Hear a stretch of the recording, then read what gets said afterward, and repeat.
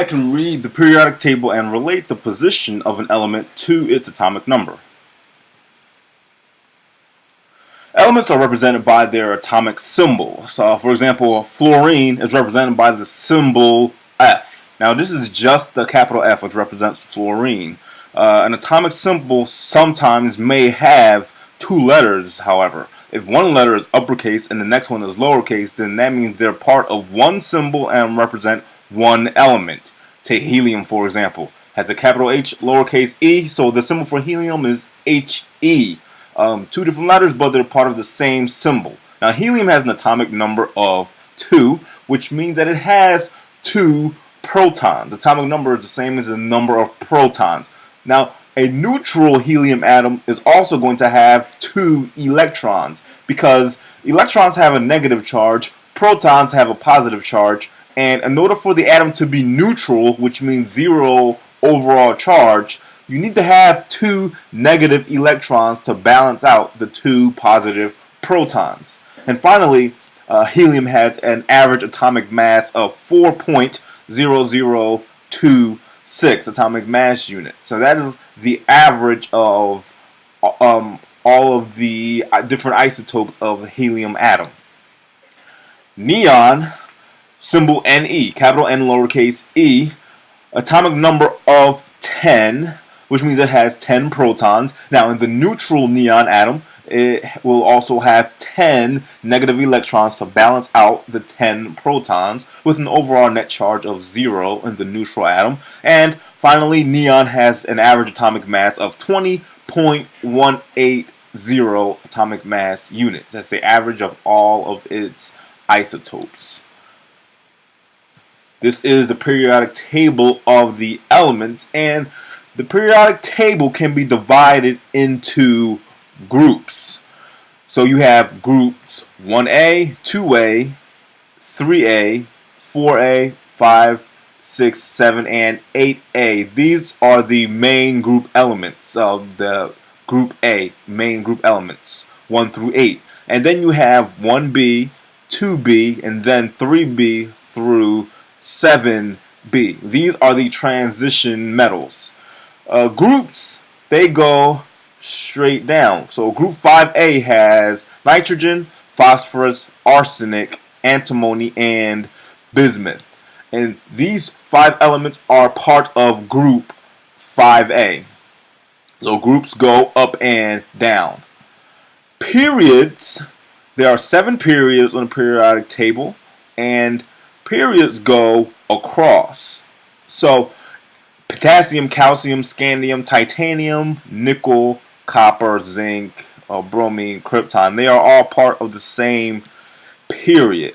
Okay, they are all in the same row. So group 1 elements. Group 1 are the alkali metals. That's what their group is called. Alkali metals are extremely reactive, and they have to be stored in oil in order to prevent them reacting with air. So we have our lithium, we have our sodium, we have our potassium, alkali metals. When exposed to the air, they're going to quickly tarnish and change color and turn brown because they're reacting with the air. So they need to be stored under oil so that they don't react. That's how reactive alkali metals are. They react with water violently, sometimes even causing an explosion. So you can see an alkali metal has been placed into a beaker of water, and you can see the vigorous reaction. However, alkali metals are soft enough to be cut with a butter knife. So we have an alkali metal here being cut with a knife. So even though they're metals, they're pretty soft. And finally, alkali metals, they react with halogens, group 7. We'll get to them in a bit. They react with halogens to produce salts. Finally, they have 1 valence electron, and that's the reason behind their high reactivity, because they have only 1 valence electron, and they're really eager, the atoms are really eager to get rid of that 1 valence electron, causing them to react in this manner. So our alkali metals are lithium. Notice we skipped hydrogen. Hydrogen is a non-metal. Hydrogen is not a metal. Lithium is the first alkali metal. Then we have sodium, potassium, rubidium, cesium, and francium. alkali metals. Now, group 2A, they are called the alkaline earth metals. They're reactive, but they're not as reactive as the alkali metals. They're shiny, silvery white metals, and they react with halogens, group 7, to produce salts. Also, the alkali metals react with halogens to produce salts, so do the alkaline earth metals. And they have 2 valence electrons. The alkaline earth metals include beryllium, magnesium, calcium, strontium, barium, and radium. Now, group 1B to 7B, they are transition metals, and they're right here. I'm going to come back to them. I want to go to group 7A, the halogens, first. The halogens, they're nonmetals, and they're found pretty abundantly in seawater. These are the most reactive of the nonmetals. They react with metals to produce salts. So they're going to react with alkali metals and alkaline earth metals, group 1 and 2, to produce salt. And they have 7 valence electrons. So these include fluorine, chlorine, bromine, iodine, and astatine. These are the halogens. And halogen, let me go back. The word halogen actually means salt maker. And so the most important property about halogens that I want you to remember is that they react with metals to produce salts, because halogen means salt maker. Alright. Let's go back. Group 8A, the noble gases. The noble gases are completely unreactive. They do not form chemical compounds except in very rare cases, and this is because they have 8 valence electrons, which is a full outer shell configuration of electrons. And because they have this full octet, that's what it's called, that's why they are so unreactive. So we have helium, neon, argon, krypton, xenon, and radon. Those are my noble gases. Now, I'm going to go back to the transition metals. Group 1B to 7B. Transition metals, they are good conductors of heat and electricity. They're ductile and malleable, which means they can be stretched into wire and they can be hammered into sheets. They're generally less reactive than alkali metals and alkaline earth metals, and they have a more complex electron configuration than the main group elements. And so these are the transition metals. And when we start to learn about electron configuration, you will see why these are in the middle of the periodic table. They kind of interrupt the general pattern of the periodic table. But we'll learn about that when we learn about electron configuration. So we did the noble gases. We ended at radon. And now we're going to use the periodic table to identify the general properties of metals, metalloids, which are also called semimetals, and non-metals, because these are the 3 main categories in periodic table: metals, semimetals, and non-metals. So here we have our color-coded periodic table.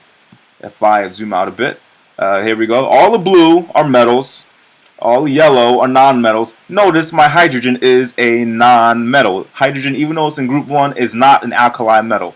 Hydrogen is actually only placed here out of convenience. It's actually in a category all its own. But, alright. So, metals. This is all of the blue elements on here. Metals are malleable. They can be beaten into fine sheets. That's what malleable means. Metals are ductile. They can be drawn into long, thin wires. Metals are good conductors of heat and electricity. And metals have luster, which means they have a shiny appearance. And finally, metals are solid at room temperature, except mercury.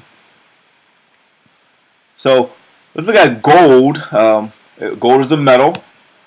And because gold is malleable, it can be beaten into very thin sheets. So we can go from having this gold bar to this thin gold foil that this man is holding. That's because of gold's malleability. This is a chunk of copper, which is another metal. Copper is ductile and is a good conductor of heat and electricity. And it is ideal for use in wires that transfer power to electrical appliances. Now, ductile, it means that it can be stretched into thin wire, which is what happened over here. And because these metal copper wires can conduct electricity so well, that's why they're used in wires and our electrical appliances. Next, metals like gold and platinum, they're used in jewelry for their beautiful luster. So platinum and gold, these are two of the brightest elements that we can find on the periodic table, and that's why they're used in jewelry, because they're so shiny. They have such luster.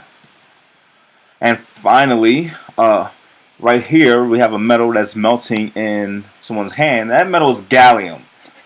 Gallium is a solid at room temperature like most other metals, but it will melt in your hand. It has a very low melting point. However, it is solid at room temperature.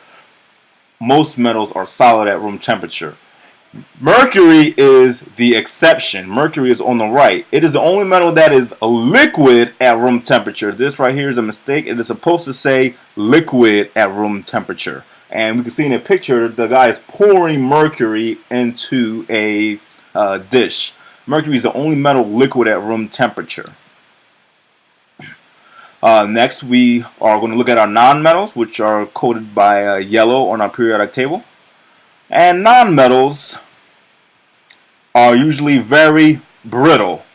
They cannot be bent without breaking. For example, this wood pencil consists mostly of carbon, a nonmetal, and it's not going to bend or stretch. It's only going to break. So nonmetals are not very malleable. They're not very ductile. They're brittle. They don't conduct heat or electricity very well, and most nonmetals are actually gases at room temperature, although some are liquid or solid. For example, bromine. Bromine, it's the only nonmetal that is liquid at room temperature. Next are our metalloids, which are also called semimetals. They are coded by the pink element in our periodic table.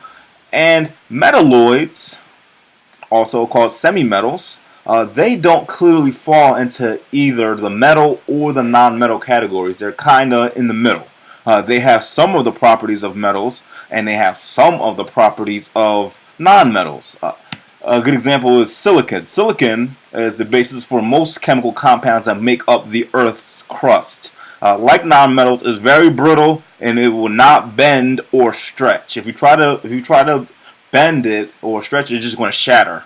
However, like metals, it can conduct electricity to a limited extent, and that is what's taken advantage of in these microchips that are used in computers. Because of silicon's unique properties, it's a key component in the construction of computer chips. Because if you add certain substances to the silicon, it messes with the electric conductivity. And that is it for our metals, nonmetals, and semimetals. So we should be able to use the periodic table to identify those three major categories, and we should also be able to read the periodic table and tell where an element is based on its atomic number.